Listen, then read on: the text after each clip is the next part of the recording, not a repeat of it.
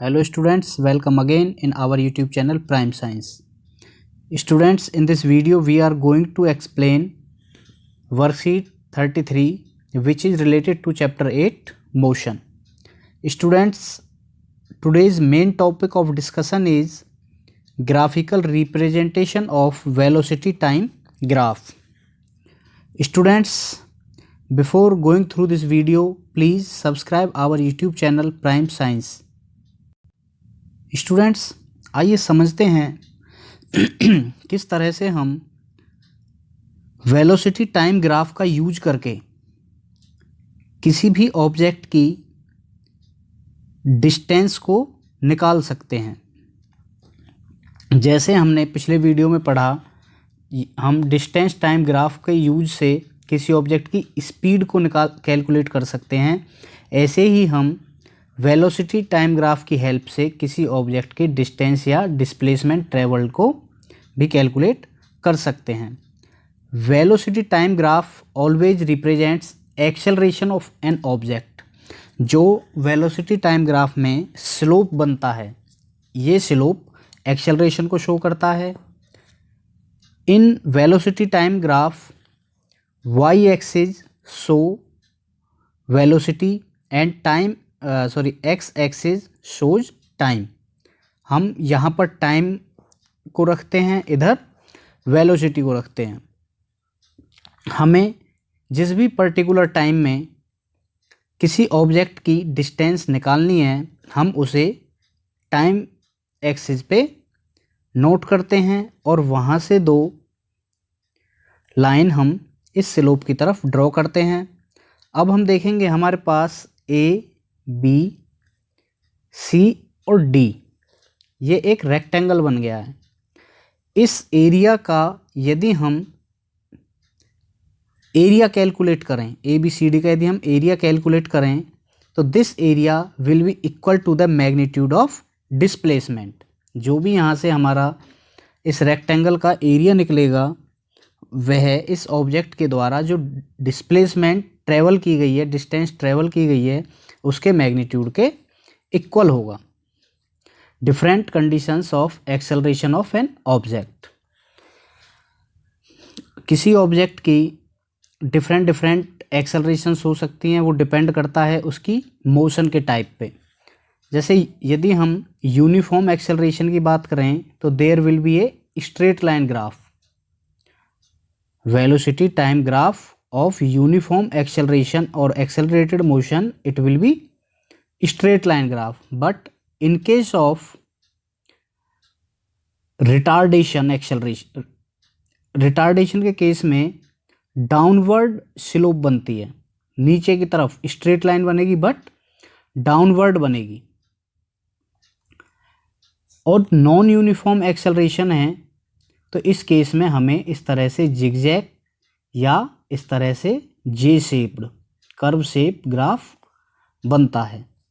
Okay, अब हम आगे समझेंगे किस तरह से हम वेलोसिटी टाइम ग्राफ से किसी ऑब्जेक्ट की डिस्टेंस कवर्ड को कैलकुलेट कर सकते हैं। स्टूडेंट्स, यहाँ हम दो तरह से डिस्टेंस कवर्ड को निकालेंगे। पहले यूनिफॉर्म वेलोसिटी और बाद में यूनिफॉर्म एक्सेलरेशन से इसको हम निकालेंगे। यहाँ जो आप ग्राफ देख रहे हैं, हमें जिस भी पर्टिकुलर पॉइंट पे ऑब्जेक्ट की डिस्टेंस ट्रेवल निकालनी है, उसकी जो दूरी है वो निकालनी है, उसको पहले डिनोट कर लेते हैं। T1 और T2 के बीच में हमें इस समय में, इस पर्टिकुलर टाइम में ऑब्जेक्ट ने कितनी डिस्टेंस ट्रेवल की है, हमें यह निकालना है। हम इस T1 और T2 से यहाँ पर दो परपेंडिकुलर लाइन ड्रॉ करेंगे। अब हमारे पास एक रेक्टेंगल बन गया ए, बी, सी एंड डी। इस रेक्टेंगल का जो एरिया होगा वही डिस्टेंस ट्रेवल होगा। मतलब यदि हम इसका एरिया निकाल लें तो हमारी दूरी निकल जाएगी। आप जानते हैं रेक्टेंगल का जो फॉर्मूला है एरिया निकालने का, वो हो जाएगा आपका AC इंटू CD।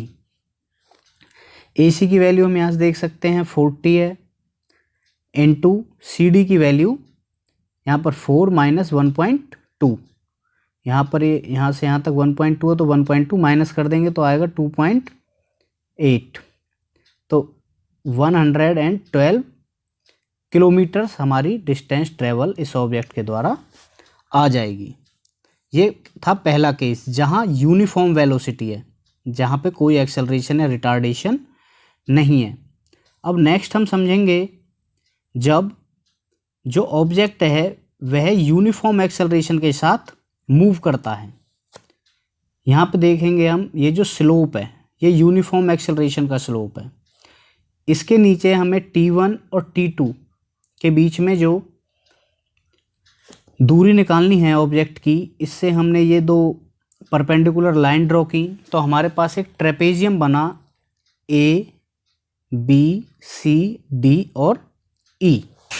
ये जो आप देख रहे हैं जो स्काई ब्लू कलर का एरिया है ABCDE।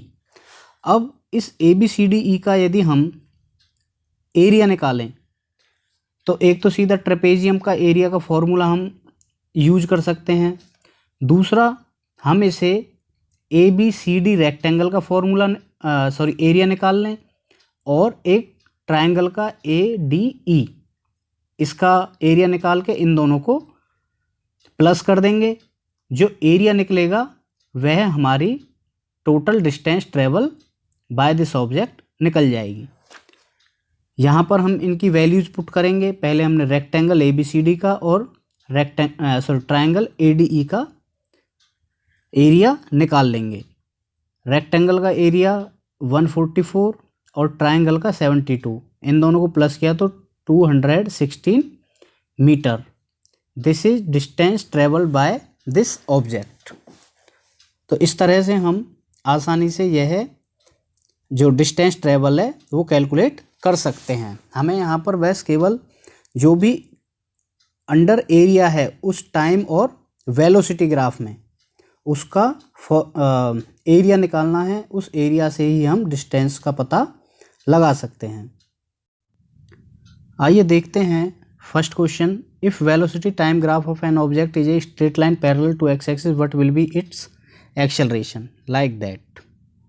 ये स्ट्रेट लाइन है पैरेलल टू एक्स एक्सिस, ये एक्स एक्सिस है। यदि ये पैरेलल है तो there acceleration will be 0, no acceleration, क्योंकि ये तो कांस्टेंट वेलोसिटी से ट्रेवल कर रहा है ऑब्जेक्ट, तो यहाँ पे कोई भी एक्सेलरेशन नहीं होगी। सेकंड है calculate distance travelled by an object between 2 second to 3 second in the given velocity time graph. इसकी हेल्प से हमें डिस्टेंस ट्रेवल निकालना। वही पहले एक जो बड़ा ट्रायंगल बनेगा इसका क्षेत्रफल निकाल के जो छोटा ट्रायंगल बनाएंगे उसके क्षेत्रफल को माइनस कर देंगे।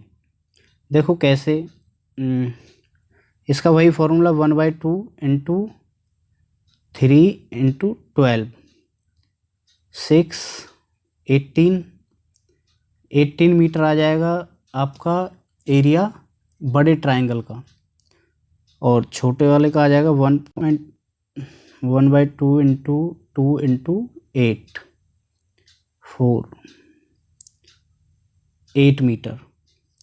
तो 18 माइनस 8 दिस इज 10 मीटर।